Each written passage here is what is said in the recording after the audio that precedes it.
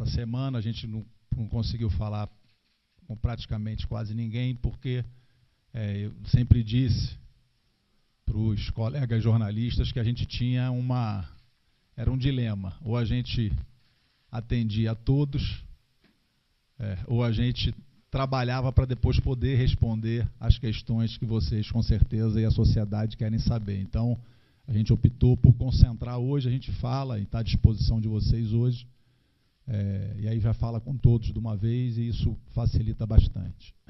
Então, em primeiro lugar, a gente está aqui, e eu queria agradecer a presença do secretário de Segurança Pública do Distrito Federal, o Dr. Sandro Avelar, delegado da Polícia Federal, que está... a gente já iniciou a transição essa semana, e uma pessoa que vai dar continuidade a esse trabalho, no qual eu tenho plena confiança de que ele vai seguir nessa missão tão importante. Quero agradecer aqui as presenças também de toda a equipe da Secretaria de Segurança Pública, aqui a Coronel Cíntia, o delegado Milton, George da Inteligência, enfim, todos que estão aqui. O Márcio eu não vi aqui, mas que virou madrugadas aqui conosco também, levantando informações. Quero agradecer aqui o doutor Benito, que representa aqui a Polícia Civil, o delegado Geral Robson não pôde estar, Coronel Klepter, comandante da Polícia Militar do Distrito Federal, a Coronel Mônica, comandante do Corpo de Bombeiros, Marcelo Portela, do Detran, minha amiga, querida deputada Deise, que está aqui também, que ao longo desse tempo sempre se esforçou para acompanhar todo esse trabalho. Bom, nós vamos... eu vou aqui fazer algumas colocações que refletem aquilo que a gente conseguiu acumular de informação, de levantamentos, nesses 19 dias de intervenção federal. A intervenção federal começou no dia 8, hoje é dia 27. Eu até na vinda para cá, eu estava fazendo a conta dos dias, e foram tão intensos que eu achei que tinha muito mais tempo. Mas foram apenas 19 dias. Então aqui não é um ponto de chegada, mas aqui é um ponto de partida. São relatos e informações que a gente conseguiu, preliminares que a gente conseguiu colher, e que daqui para frente o doutor Sandro Avelar, os inquéritos abertos, e tanto na Polícia Militar, os IPMs, quanto na Polícia Federal, o inquérito no Supremo Tribunal, tudo isso vai dar, todas essas investigações vão prosseguir, principalmente na individualização das condutas, que é o mais importante, para apurar tudo aquilo que aconteceu, os fatos lamentáveis e inaceitáveis do dia 8 de janeiro. Eu também quero registrar nesse início que logo após essa coletiva a gente vai enviar eletronicamente para o Ministério da Justiça, para o ministro Alexandre de Moraes, para o Ministério Público, para todas as instituições, uma cópia desse relatório, e a gente vai disponibilizar o relatório também no site do Ministério da Justiça, com todos os anexos, todos os documentos que compõem esse relatório, para que a imprensa, um vídeo também, para que a imprensa possa, um vídeo da Secretaria de Segurança Pública, das câmaras de monitoramento do dia 8, para que a imprensa possa ter acesso a todos os documentos e a todas as informações. Eu queria pontuar algumas questões que estão no relatório, que todos os senhores vão ter acesso. A primeira questão é a centralidade do acampamento que foi montado em frente ao QG do Exército, logo após, nos dias seguintes ao resultado da eleição, a centralidade nele em tudo aquilo que aconteceu, que culminou no dia 8. Isso fica claro e evidente, porque todas as ocorrências, todos os atos, as manifestações, os atos de vandalismo que aconteceram na capital federal, eles tiveram a sua organização, o seu planejamento, o seu ponto de apoio naquele acampamento que virou um centro de construção de planos contra a democracia brasileira.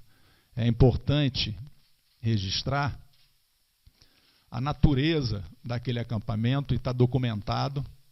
Para vocês terem uma ideia, a nossa polícia registrou 73 ocorrências policiais no acampamento nesses pouco mais de 2 meses que ele funcionou.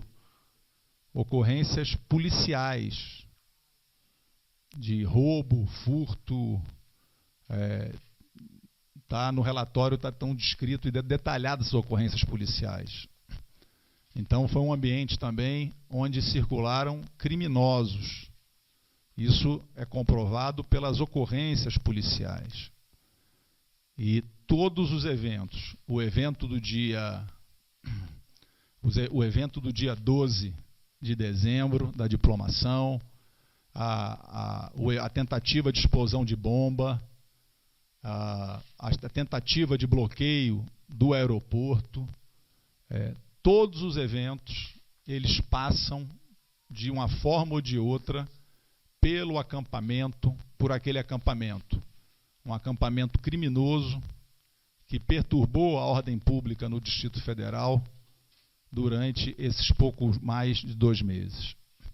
É importante registrar que não era um acampamento comum, os senhores também verão no relatório, porque acampamento não tem cozinha montada, não tem infraestrutura como tinha de banheiros químicos, geradores. Você tinha toda uma estrutura montada numa verdadeira mini-cidade golpista, terrorista, montada em frente ao QG do Exército. No relatório a gente tem fotos, inclusive, que demonstram a evolução da montagem desse acampamento ao longo, logo após as eleições e até o fatídico dia 9 de janeiro, quando ele é desmontado. Então eu acho que isso é muito importante.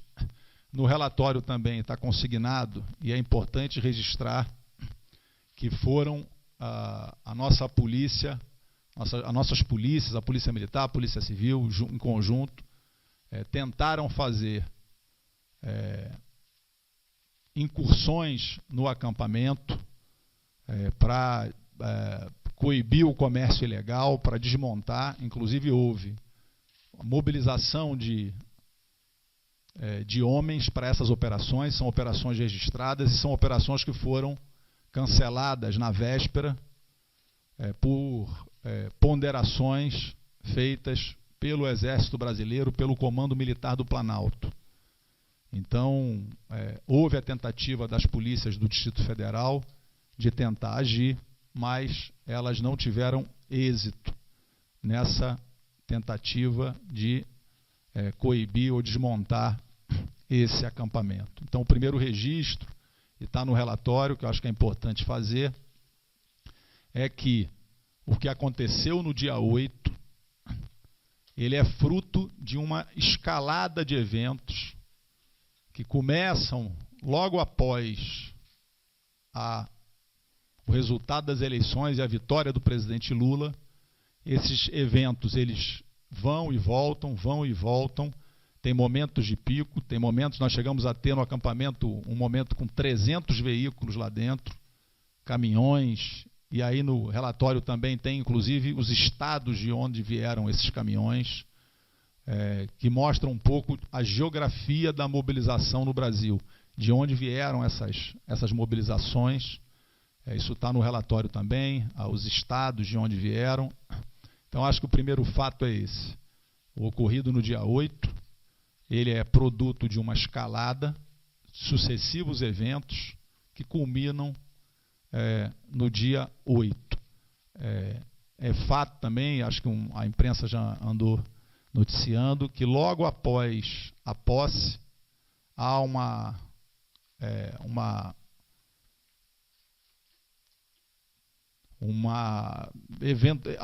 reduz o acampamento, aí as investigações vão dizer se isso foi uma tática para despistar ou o que foi, mas a verdade é que no dia seguinte à posse o acampamento sofre um processo de desmobilização, mas quando chega no dia 6 e 7 ele explode novamente e chega a ter ali em torno de concentrações em torno de 4.000 pessoas no acampamento no dia 7.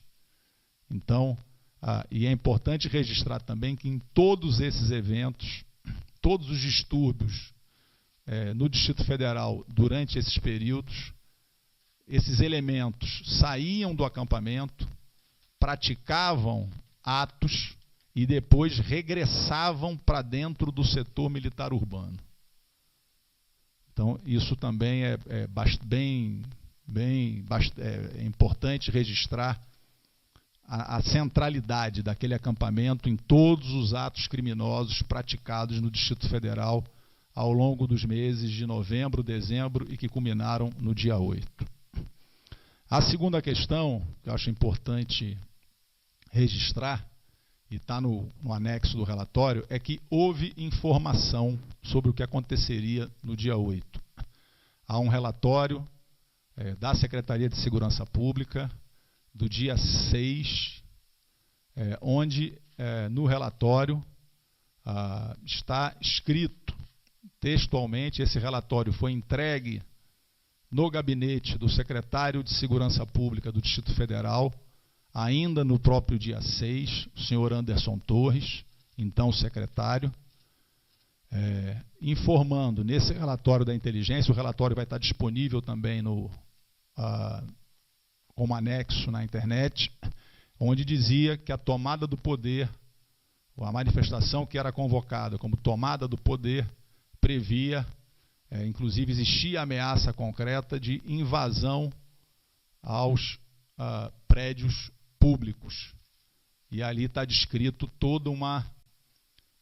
tudo aquilo que poderia acontecer. Então, uma outra questão que é importante afirmar, e está documentado isso, tem um anexo, não faltou informação. Na sexta-feira, o gabinete do secretário recebeu a informação sobre há também uma memória da reunião, de uma reunião realizada no próprio dia 6 pela manhã, mas ali aparece também, mas não aparece, ainda existia uma certa insegurança, mas não com a contundência do que está no relatório que é emitido pela inteligência no dia 6, se eu não me engano, às 17 horas.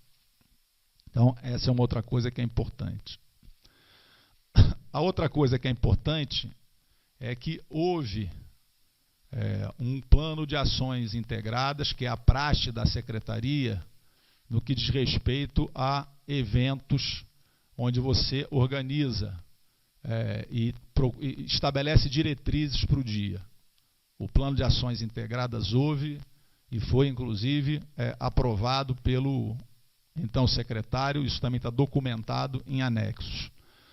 Esse plano, na verdade, são diretrizes, e essas diretrizes elas devem gerar nas unidades um desdobramento operacional, que são os planos operacionais para os eventos maiores ou ordens de serviço. No caso, estou citando no caso especificamente de quem faz o policiamento ostensivo, que é a Polícia Militar.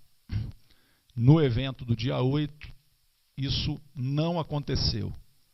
Não há plano operacional e nem há ordem de serviço, de forma que não é possível, não há um registro de quantos homens iriam a campo. O que houve apenas foi um repasse burocrático do ofício recebido para algumas unidades pelo Departamento de Operações, e isso é central, porque quem faz esse planejamento é o Departamento de Operações, o DOP, da Polícia Militar.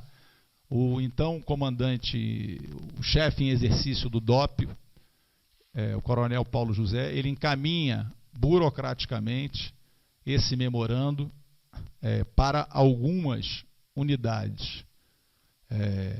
Chama a atenção, então, essas duas questões. Primeiro, não houve plano operacional e não houve sequer ordem de serviço. Apenas o memorando encaminhado, e esse memorando não acionou, inclusive, batalhões, nem chegou a batalhões importantes, como o batalhão, o BP Cães, o BAVOP, o RPMON e até mesmo o BOP. Esses não foram sequer acionados.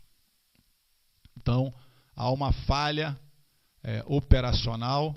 Por quê? Porque o relatório de inteligência que existe, ele não gera o desdobramento operacional adequado, que seria um plano operacional ou uma ordem de serviço com um plano detalhado.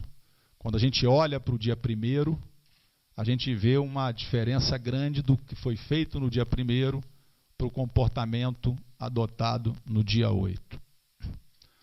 Então, a falha operacional, a ausência de planejamento, que nós recebemos posteriormente da Polícia Militar, isso também é documento e está como anexo, que existiam 555 homens mobilizados naquele dia para a área central e esplanada, numa rotina ordinária da Polícia Militar. A gente também vai disponibilizar no anexo um vídeo com as câmeras da Secretaria de Segurança, onde os senhores vão poder visualmente constatar no vídeo que nós não tínhamos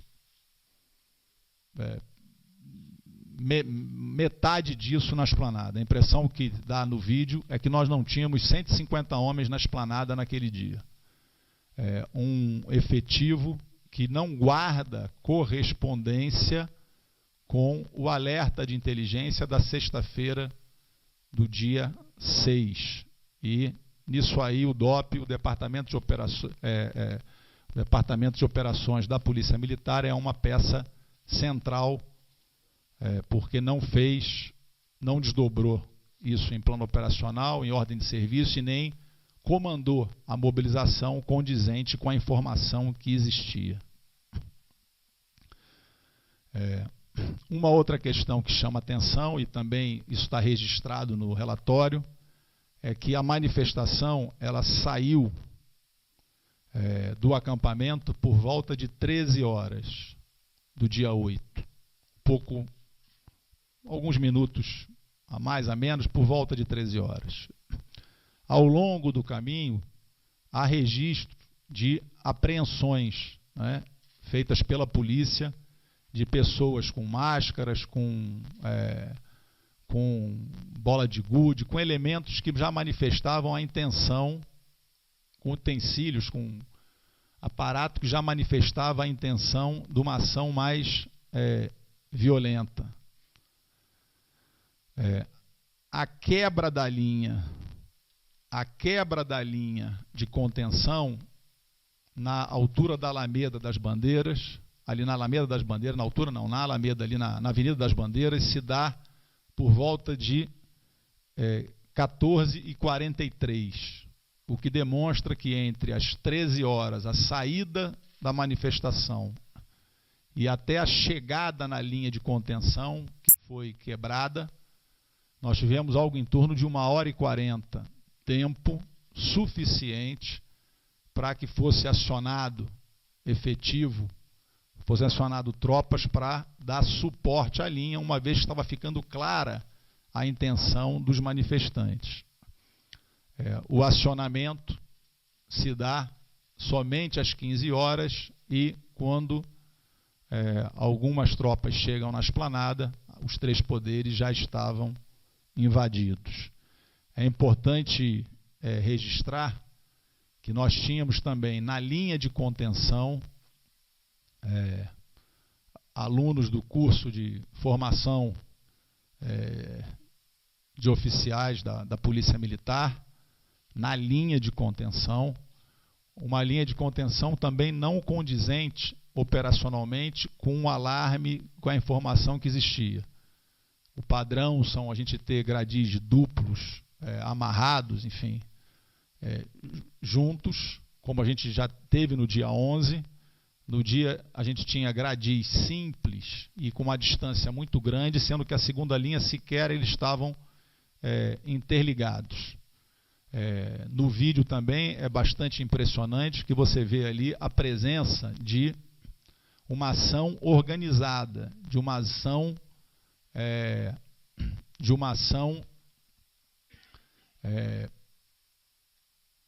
profissional, porque você vê, a gente tem pessoas com rádios, comunicadores, e é impressionante como, num dado momento, todos se levantam ao mesmo tempo, puxam a primeira linha de gradis, que ela cai de ponta a ponta puxada.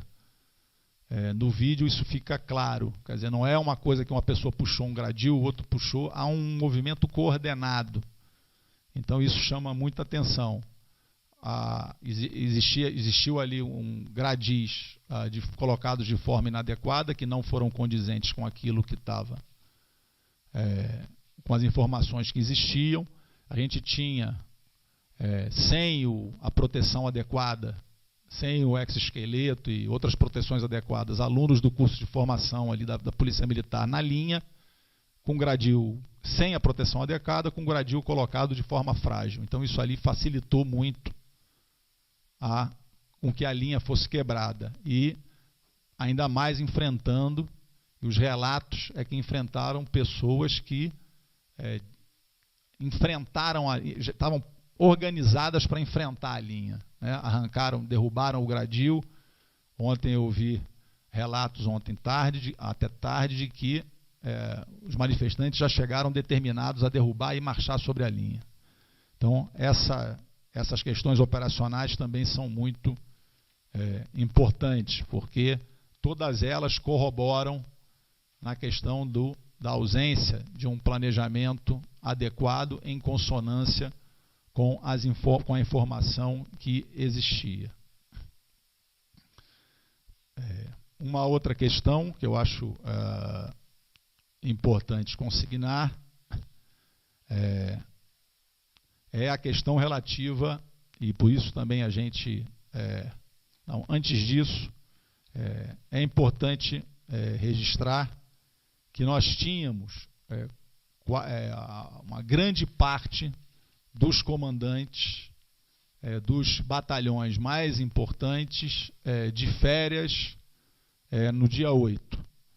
Então, no primeiro CPR nós tínhamos 5 comandantes de batalhões de férias, o comandante do segundo CPR de férias, o comandante do CPME de férias, o comandante do choque de férias e o chefe do departamento de operações solicitou e foi concedido a dispensa, uma dispensa recompensa para ele na semana do dia 8.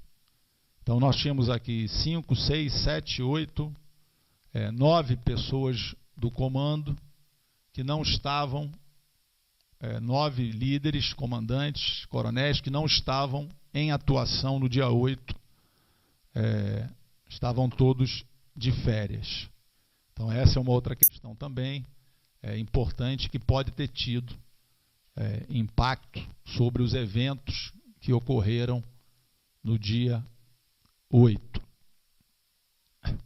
Uma outra coisa que a gente constatou também, com imagens, é que o comandante da Polícia Militar, Fábio Augusto, esteve desde o início da manhã no campo de operações, atuou no campo de operações, tentou defender as linhas, tentou defender o Congresso Nacional, depois atuou no STF e apesar do esforço individual dele, apesar das tentativas dele de mobilizar as tropas e outros batalhões, os apelos e as ordens dele não foram atendidas.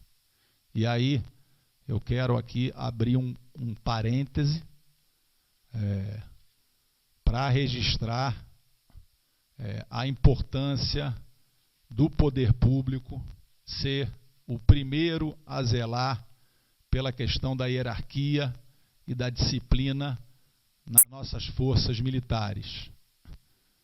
Não é quando a gente tem na Polícia Militar, que é uma estrutura com a cultura da hierarquia e disciplina, cada político indicando um comandante, um subcomandante, um chefe de batalhão, a gente tem muita dificuldade de manter a hierarquia e a disciplina. Então, se existe problema de hierarquia e disciplina nas forças militares, quem tem que zelar primeiro pela hierarquia e disciplina é o poder público, que não pode politizar indicações nas forças de segurança. Porque na hora que a polícia é politizada pelo poder público, quem assume o comando tem a sua capacidade de comandar seriamente atingida. Então, aqui não vai nenhum julgamento, volto a dizer, aqui é registro de fato. O comandante esteve em campo, atuou individualmente, mas perdeu o comando e a capacidade de comando das tropas ao longo do dia 8. Fez apelos que foram ignorados e que não foram atendidos. O julgamento e desdobramento disso, há inquérito no STF, há uma apuração na Corregedoria da Polícia Militar que vai apurar a conduta não só do comandante, mas de todos os subcomandantes também nessa questão. Ainda nessa questão, nós exoneramos 6 coronéis que estavam em posições de comando no dia 8, e há 6 inquéritos policiais militares abertos nesse momento para apurar tudo aquilo que aconteceu, e eu tenho plena confiança na Corregedoria de Polícia da Polícia Militar, do Coronel Siqueira, do Coronel Valtênio, que ele tem um nome diferente, eu sempre esqueço, mas são 2 coronéis que eu aprendi a conhecer, que eu conheci e aprendi a respeitar muito ao longo desses 19 dias, e tenho plena confiança no trabalho da Corregedoria da Polícia Militar. São 6 inquéritos abertos, um deles apenas para apurar a conduta dos comandantes, para avaliar a conduta de cada um, o segmento da linha de hierarquia e de disciplina, e a condução de cada um.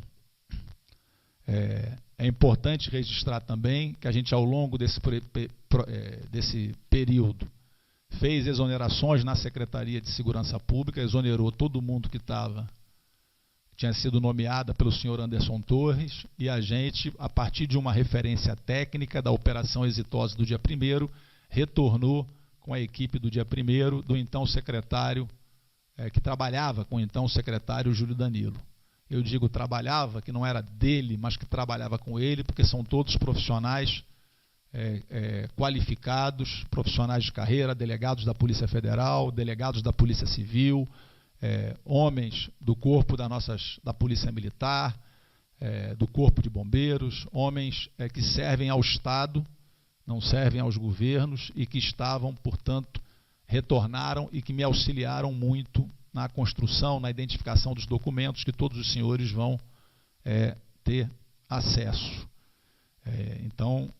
E fica claro também o impacto da posse do senhor Anderson Torres no dia 2, da instabilidade que ele gerou na secretaria com as exonerações, com as trocas, que logo depois ele viaja, recebe um relatório o gabinete recebe um relatório de inteligência e esse relatório não tem nenhum desdobramento. A questão aqui não é só uma questão burocrática, porque a gente pode, às vezes, pegar burocraticamente os organogramas, a linha de responsabilidade formal, mas a questão aqui é de liderança, de comando sobre o processo que o gestor público que lidera a organização deve ter.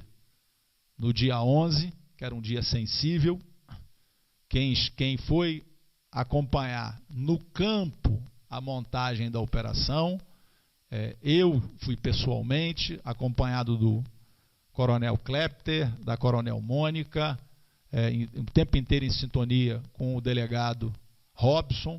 Então, isso é comando e responsabilidade. É tudo aquilo que faltou no dia 8. Na melhor das hipóteses, faltou comando e responsabilidade. E a justiça está apurando. Esse conjunto de coincidências podem caracterizar algo muito pior do que a ausência de comando e responsabilidade. Por fim, duas questões. O capítulo relacionado ao vídeo que foi divulgado com as imagens do STF. Foi aberto um inquérito policial militar específico para apurar aquele evento no STF. Ali a gente tem uma sucessão de problemas. Desde o planejamento operacional inexistente, que coloca um número de homens insuficiente, até a postura passiva, também inaceitável diante de uma grave ameaça à República,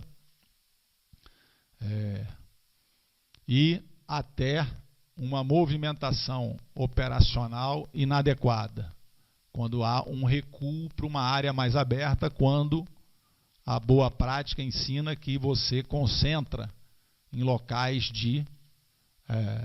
como ali na N1, que era um local chave. Na hora que você recua e abre, você amplia a sua área de confronto e a possibilidade de você conseguir conter. Então tem uma série de questões que estão sendo analisadas. Foi aberto um IPM específico para analisar isso.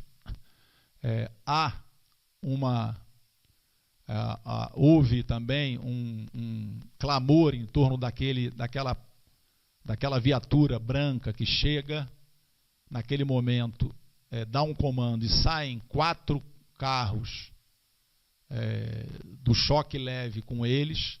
Aquela imagem ficou muito forte do carro branco que chega, como se fosse ali, como se eles estivessem saindo ali para liberar a entrada do STF. Nós ouvimos o major, que é o major que dá aquele comando, e ele relata que recebeu um comando naquele momento para auxiliar o comandante Fábio Augusto no Congresso Nacional, que tinha acabado de ser invadido. Ele diz que eles dão a volta ali por trás e vão ao Congresso Nacional. Nós também verificamos as imagens e as imagens confirmam o que ele diz. Então o major, ele sai, ele faz todo o circuito, as imagens confirmam, e ele chega no Congresso Nacional com aquelas 4 viaturas, e as 4 viaturas saem, formam a linha do choque e entram no Congresso Nacional. Isso resolve a questão? Claro que não. Ainda há muitas questões em aberto, né? Como, por exemplo, por que foi dada essa ordem que deixou ali o Supremo desguarnecido, mas isso é um processo de investigação que está em curso. O que a gente tem até esse momento é isso. A gente ouviu o major. O que está claro é que não houve evasão do campo. Isso tem a imagem que prova que ele sai dali e vai para o Congresso Nacional e entra com choque no Congresso Nacional. Então não houve evasão. Se o movimento foi correto, se não foi, o que motivou esse movimento, o IPM está aberto para apurar essa movimentação até o final. Por fim, duas questões. Primeiro, o relato, no relatório a gente tem também um breve relato do que aconteceu no dia 8, quando eu assumi a missão que me foi dada pelo presidente Lula, onde eu relato brevemente os principais passos operacionais daquele dia, quando o nosso desafio central foi andar com a nossa linha para tentar, o mais rápido possível, esvaziar a esplanada e efetuar o maior número de prisões possíveis. Não foi simples andar, porque existia uma postura de linha defensiva, era o inicial, a gente lutou para mudar isso, e a gente foi assim até efetuamos algumas prisões naquele dia ali, na altura da rodoviária, continuamos subindo, já chovendo, a Coronel Mônica me deu um agasalho do Corpo de Bombeiros, e continuamos subindo até o setor militar urbano, quando então o comandante militar do Planalto, o general Dutra, ponderou que seria mais adequado, para evitar qualquer tipo de conflito à noite, entrar na manhã do dia seguinte. Esse relato também está no relatório. De forma que essas são as questões centrais. Tudo isso que eu pontuei está documentado nos anexos, tem documentos oficiais e também através de imagens que nós vamos disponibilizar para todos os senhores. Por fim, eu só quero dizer que eu tenho a absoluta confiança e o compromisso público do Dr. Sandro Avelar de que a intervenção se encerra no dia 31, na próxima terça-feira, mas o compromisso Dr. Sandro Avelar continuar com as investigações, continuar com o trabalho da Polícia Civil, que tem feito um belíssimo trabalho de apoio também à Polícia Federal, continuar com o trabalho, apoiando o trabalho da Corregedoria da Polícia Militar, apoiar o trabalho também do Corpo de Bombeiros, que vai abrir também, não abriu ainda por uma questão burocrática de nomeação, mas que vai abrir nessa semana um inquérito na Corregedoria também para apurar eventuais abusos de homens do Corpo de Bombeiros. Então, o doutor, tenho plena confiança que o secretário Sandro Avelar vai dar continuidade a esse trabalho que foi desenvolvido até aqui, nesses 19 dias. Em 19 dias, a gente não consegue ter respostas para tudo, até porque são processos e tem toda a garantia legal, né, do Estado Democrático de Direito. Você precisa ouvir as pessoas, ouvir os contraditórios, então tudo isso está em curso, mas sob a liderança do Dr. Sandro Avelar, eu tenho a convicção de que a gente vai continuar esclarecendo o que ocorreu e chegar ainda mais longe. Obrigado.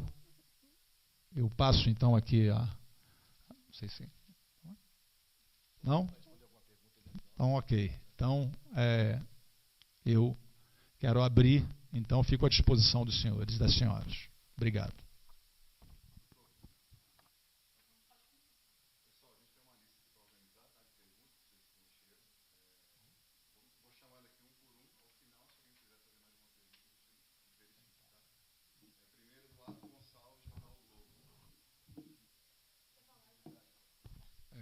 Só uma correção, uma retificação. Eu usei uma expressão errada, porque na verdade na linha de contenção a gente tinha homens do curso de formação de praças, e eu falei de oficiais. O coronel Klepter, muito gentilmente e educado não me corrigiu, mas se eu cometer qualquer outro deslize, coronel, por favor, me auxilie. A Débora me ajudou, é do curso de formação de oficiais de praças. Eu quero apenas fazer uma consideração, considerando o que falou o interventor, né, secretário Capelli. Eu quero reforçar que as investigações seguirão, né, o seu curso. Isso certamente acontecerá. E eu quero reforçar que é uma atividade prioritária para que nós possamos esclarecer esse fato. Né? Temos instituições muito sérias em torno dessa situação. E então eu aproveito para reforçar a minha confiança nessas instituições, especialmente aquelas que estão mais envolvidas dentro desse processo, que é a Polícia Civil e especialmente a Polícia Militar. Secretário, boa tarde. Eu tenho duas perguntas, acho que elas se complementam. Primeiro, com base em tudo que o senhor falou e com base no relatório, queria saber qual é a conclusão do senhor. O senhor acha que houve uma omissão proposital por parte do comando aí da Secretaria de Segurança Pública e do comando da Polícia Militar?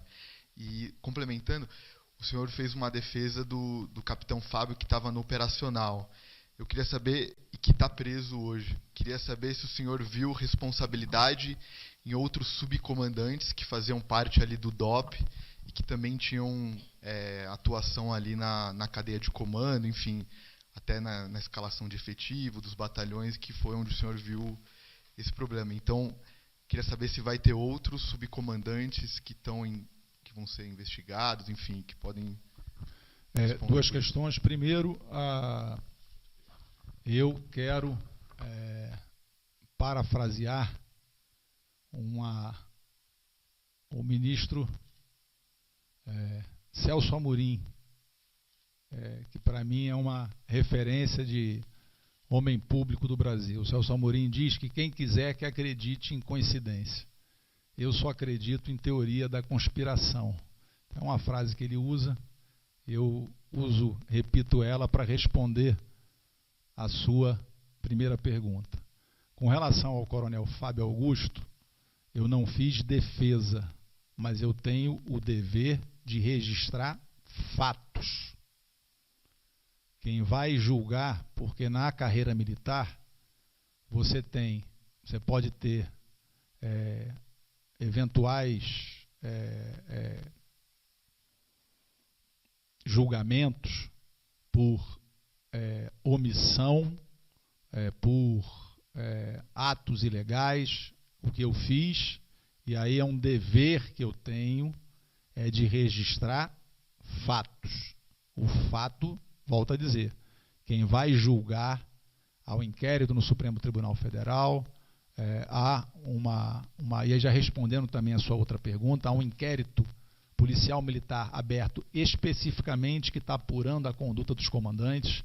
Isso não é simples, a gente não faz isso em 15 dias, porque tem inclusive prazos legais para você ouvir, mas eu tenho o dever